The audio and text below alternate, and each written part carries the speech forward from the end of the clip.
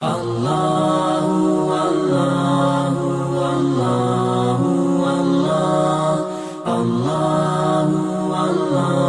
سیدنا عمر رضی اللہ تعالی عنہ جلیل القدر ہستی ہیں جنہیں حضور علیہ السلام نے اللہ سے مانگ کے لیا۔ سارے صحابی رسول کریم صلی اللہ علیہ وآلہ وسلم کے مرید ہیں، لیکن جناب عمر میرے حضور کی مراد ہیں۔ 39 لوگ جب اسلام لا چکے، 39ویں شخص حضرت امیر حمزہ رضی اللہ تعالی عنہ تھے، اور ان کا ایمان لانا مسلمانوں کے لیے بہت بڑی ڈھارس اور بہت بڑے حوصلے کا سبب و ذریعہ بنا۔ تو میرے حضور نے ہاتھ اٹھا لیے، کہا اے اللہ، ایک شیر دیا ہے امیر حمزہ، ایک شیر اور عطا کر دے، اب تیری مرضی، عمر بن خطاب دے دے یا عمر بن حشام دے دے۔ حضور دعائیں مانگ رہے ہیں، اور یہ ہاتھ میں تلوار لیے غیظ و غضب سے بھرے ہوئے گھر سے نکلتے ہیں کہ بانی اسلام کا چراغ ہی بجھا دینا ہے۔ راستے میں ایک صاحب ملے اور کہا کہ عمر، تیور کوئی اچھے نہیں لگتے، خیر تو ہے، کدھر جا رہے ہو؟ کہا چراغ اسلام بجھانے جا رہا ہوں، یہ روز کا مسئلہ ختم ہونے لگا ہے میرے ہاتھوں۔ مسکرا کے بولے گھر کی خبر تو لو۔ کہا میرے گھر کو کیا ہوا؟ کہا تمہاری بہن فاطمہ بھی نوکر بن گئی ہے رسول اللہ صلی اللہ علیہ وسلم کی۔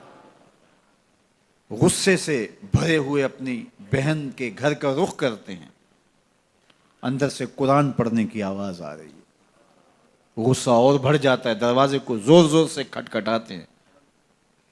اہل خانہ سمجھ گئے ماجرا کیا ہے، گرجدار آواز ہے جناب عمر کی، دروازہ کھولو۔ جلدی سے معلم کو چھپا دیا اور بہن آگے بڑھ کے دروازہ کھولا۔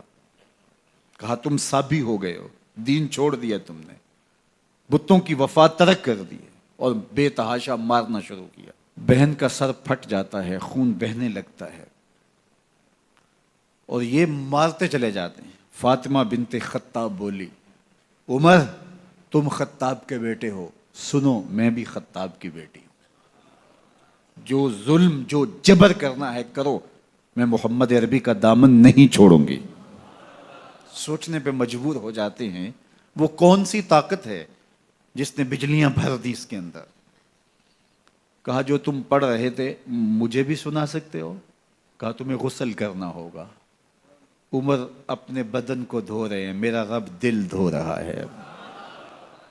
اتنے میں معلم بھی قرآن لے کر آ جاتے ہیں اور قرآن کی تلاوت ہونے لگتی ہے۔ طٰہٰ ما انزلنا علیک القرآن لتشقیٰ، 14ویں رات کے محبوب چاند، ہم نے قرآن اس لیے نازل تو نہیں کیا تھا کہ تم مشقت میں پڑ جاؤ۔ بے تاب ہو گئے، کہا عمر کی عمر برباد ہو گئی، مجھے لے چلو حضور کی چوکھٹ پہ۔ تلوار حمائل کی ہے، بہنوئی ساتھ ہیں، اور حضور کی بارگاہ میں حاضر ہو رہے ہیں۔ دروازے کے سوراخوں سے دیکھا تو صحابہ تشویش کا اظہار کرنے لگے کہ عمر آ رہا ہے، تلوار حمائل کی ہے، ارادے اچھے نہیں لگتے۔ جناب امیر حمزہ نے کہا دروازہ کھول دو، اچھی نیت سے آیا تو استقبال کریں گے، نیت اچھی نہیں ہے تو اس کی تلوار سے اس کی گردن کاٹ دیں گے۔ حضور کے سامنے جا کے بیٹھ گئے، گلے میں کپڑا ڈالا تو حضور نے پکڑ کے کہا عمر ابھی وقت نہیں آیا کہ تم اسلام لے آؤ؟ یہی وقت تھا عمر کے اسلام لانے کا۔ لبوں پہ کلمہ جاری ہو گیا، اللہ اکبر کی صدا اس زور سے گونجی کہ مکے کی گلیاں گونجنے لگیں۔ اسلام لانے کے بعد حضور سے پوچھتے ہیں حضور کیا ہم حق پر نہیں ہیں؟ فرمایا ہم حق پر ہیں۔ اللہ کا دین سچا نہیں ہے؟ کہا اللہ کا دین سچا ہے۔ آپ اللہ کے سچے نبی نہیں ہیں؟ فرمایا میں اللہ کا سچا نبی ہوں۔ تو کہا پھر ہم چھپ کے عبادت کیوں کریں؟ اب مسلمانوں کی 2 صفیں بنتی ہیں، ایک صف کی قیادت امیر حمزہ کرتے ہیں، دوسری صف کے آگے آگے عمر بن خطاب چلتے ہیں، اور حضور درمیان میں ہیں۔ اور یہ ملکوتی قافلہ صحن حرم میں آ کے اعلانیہ عبادت کرتا ہے۔ حضرت عبداللہ ابن مسعود رضی اللہ تعالیٰ عنہ فرماتے ہیں عمر کا اسلام لانا اسلام کے لیے عزت کا سبب بنا، اسلام کے وقار کی علامت بن گیا۔ ایک ایک کے دروازے پہ جا کے دروازہ کھٹکھٹا کے کہتے ہیں، وہ تو اور خبر سننے کے لیے بے چین تھے کہ یہ بانی اسلام کی زندگی کا چراغ بجھانے گیا تھا، کوئی خبر لایا ہوگا۔ وہ کہتے ہیں آؤ عمر کدھر آئے ہو؟ کہا تمہیں بتانے آیا ہوں، کمزوروں سے پنجہ آزمائی کرتے رہے ہو، آؤ میرے سے بات کرو، میں محمد عربی کا نوکر بن گیا ہوں۔ اللہ اکبر۔ میرے حضور نے فرمایا جب اچھے لوگوں کا ذکر کرو تو میرے عمر کا ذکر بھی کیا کرو۔ میرے عمر کی زبان پر حق بولتا ہے، سچ بولتا ہے۔ ان الشیطان یفر من ظل عمر، عمر کے سائے کو دیکھ کے شیطان بھاگتا ہے۔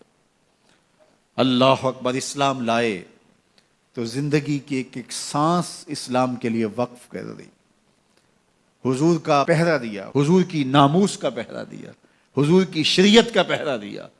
اسلامی فتوحات پھیلیں تو پھیلتی ہی چلی گئیں، کبھی مصر فتح ہو رہا ہے، کبھی ایران فتح ہو رہا ہے، آرمینیا تک مسلمانوں کی افواج پہنچتی ہیں۔ 22 لاکھ مربع میل پر حضرت عمر رضی اللہ تعالیٰ عنہ کی سلطنت پھیل جاتی ہے۔ عدل و انصاف کا دورہ ہوتا ہے۔ زمانے نے دیکھا کہ غیر مسلم بھی عدالت میں کھڑا ہے تو اسے خوف نہیں ہوتا تھا کہ میرے سے ناانصافی ہوگی، اس لیے کہ حکومت عمر کی چل رہی ہے۔ وہ بھی مطمئن ہوتا تھا کہ میرے ساتھ انصاف ہوگا۔